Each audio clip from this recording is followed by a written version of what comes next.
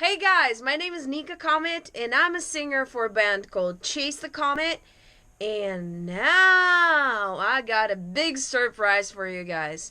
Today we are going to record a song for Chase the Comet together. Let's imagine we walk a long way and we arrive in a big bloody studio. But unfortunately, we don't really do that anymore because we live in the 21st century, and it means that we don't really need to go to a big bloody studio to record a song. It used to be like this, but not anymore. Unless you're Beyonce and it's just swag to go to that studio and work with a bloody cool producer. But in our case, we just want to create music and release it. So we don't really have time to wait until someone invites us to those big studios. So we do it by ourselves. And I'm inviting you to be a part of this process today. It happens so we already are standing at the entrance of my holy shrine, the studio where I recorded our album Rush and Rule, where I recorded my solo song The Journey, and where, with your help, I'm gonna record the next single for Chase the Comet right now. Yeah. Oh, yeah, that's right. We gotta keep moving closer to the light, and as I said, to my holy shrine of a studio. This is my isolated box. Usually when you record vocals, you have to be in a small room that doesn't really reflect the sound. Why that's important? Because you don't want to record any echo. If you actually record a voice or any other instrument with an echo, you won't be able to work with it, especially voice. So for this reason, we have all my amazing clothes in here, and also Alex put some sound isolating panels right here on the wall. And as I said, we kind of closed it with a whatever you call it, a blanket. Next thing we need to record vocals, of course, a laptop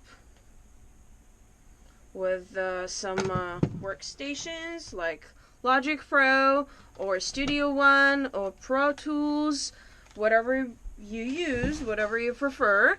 I usually record vocals in Studio One, but this time I'm going to work in Logic because I'm working on a different laptop. The next thing you're going to need is an audio box. Hopefully you can see it. It's right here on my little table. You need it because you can't basically plug the microphone in the laptop, right? So you need that little device that will allow you to connect the laptop right here and the microphone right here. And ta-da!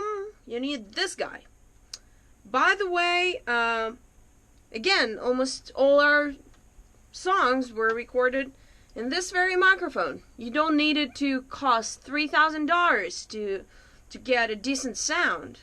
It just should be the mic that you do not use on stage, because there's different types of mics, so you want to make sure it's a studio mic. And it's not that expensive. Again, you can buy one for like $150, $200 to start with. So then this thing. Again, we are trying to record vocals as clean as we can. We don't want any extra sounds that I can make here in the room. So this thing makes sure that no additional sounds are recorded. And for a mixing engineer, it means that he would be able to work with a clean signal, and he would be able to add whatever he wants, either reverb or some effects or whatever, or he would be able to even change notes if needed. But I didn't tell you about that. I let myself plug everything in so that we could start recording right away. And the first thing I do, I usually sing a song a few times from top to the end, to just catch the vibe and get into it. And of course I did the warm-ups before we got here to warm up my voice a little bit. And here we go.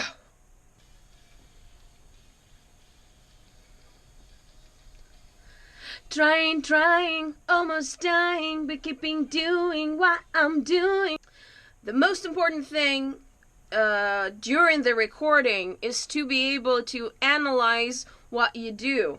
And since I'm working without a producer, and in this case, a producer would guide me, help me to define my sound for this specific song or this specific line, because he would be able to hear it from the side. But since I'm not working with a producer at the moment, and I usually try to produce vocals myself, it means that I have to record, then listen and analyze by myself. Because obviously I can't analyze at the same time that I'm singing.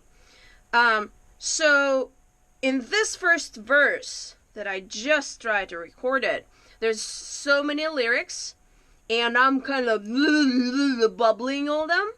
So I need to be very, very precise and neat with those lyrics.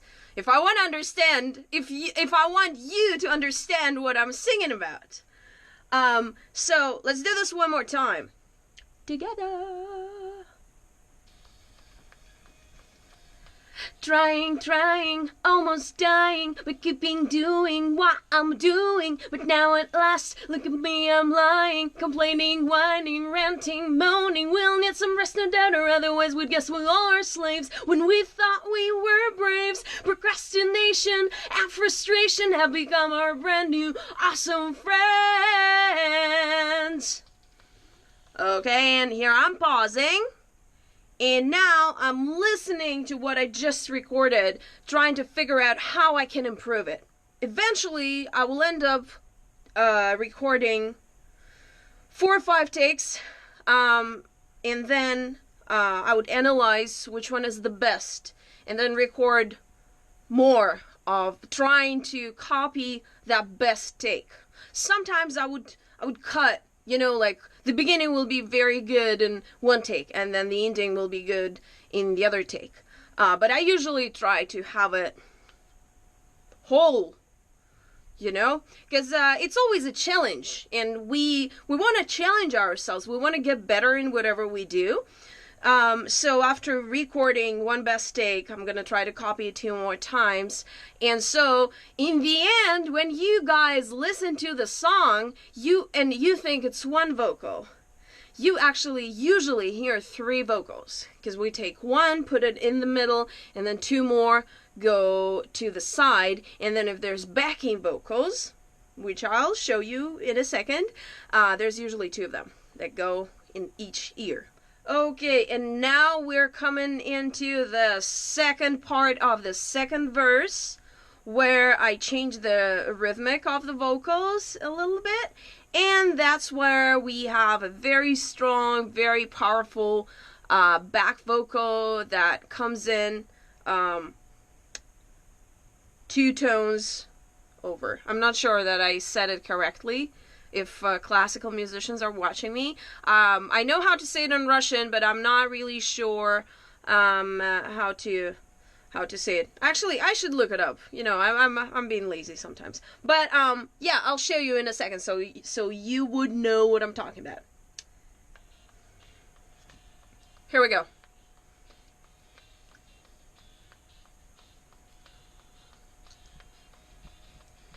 What if this is a test? I should just go through and learn a lesson. No more overthinking. I don't wanna be a victim. So this is the main vocals, right? And now I'm gonna record. I'm gonna move it, and I'm gonna record. Fuck you. It's not moving. Okay, and now I'm gonna. Oh, probably it's my touchpad. It's bugging. What if this is a test I should just go through and learn no lesson? No more overthinking. I don't wanna be a victim. That was a little bit out of tune. I don't wanna be a victim. I don't wanna be a victim. So you see that how it works. If I fucked something up, and I have to redo it, and I have to figure out what I did wrong so that I could be able to redo it. One more time. What if this is a test I should just go through and learn a lesson? No more overthinking. I don't wanna be a victim. But let's listen to it right now. So I recorded 3 main vocals and 2 backing vocals, just a little bit more, so that it could sound a little bit thicker, but you get the idea. Here we go.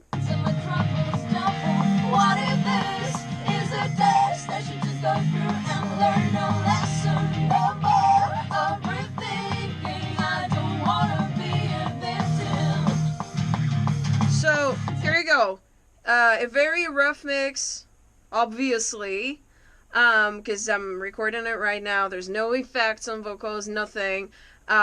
But you can get the idea of how I'm kind of layering it one onto another, and then if I need more voices, then I'm recording those, and then mix and engineer Vasily, in our case, he finds the balance, right? So the main vocals goes on top, it's in the center, so when you listen to the music in your headphones, your perception of the main vocals is centralized, so you'd hear it right here, and then backing vocals are somewhere right there. So they use a trendy word, panorama. I'm not that good with understanding how the music is mixed, but I know what I need to do to have it mixed perfectly and to have thick, cool sound of the vocals.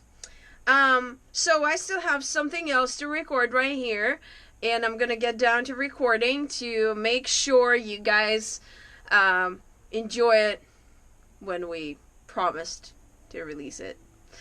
It's a little bit of a challenge always, but it's a pleasant challenge because we are sharing our talent with you, we get feedback, and we're exchanging energy.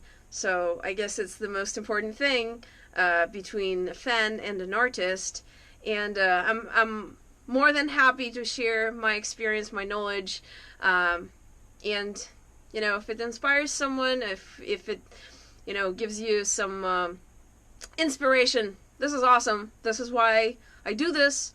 If you guys have any questions, if you want to hear more of how we create music, we're happy to share. Just let us know. Cheers!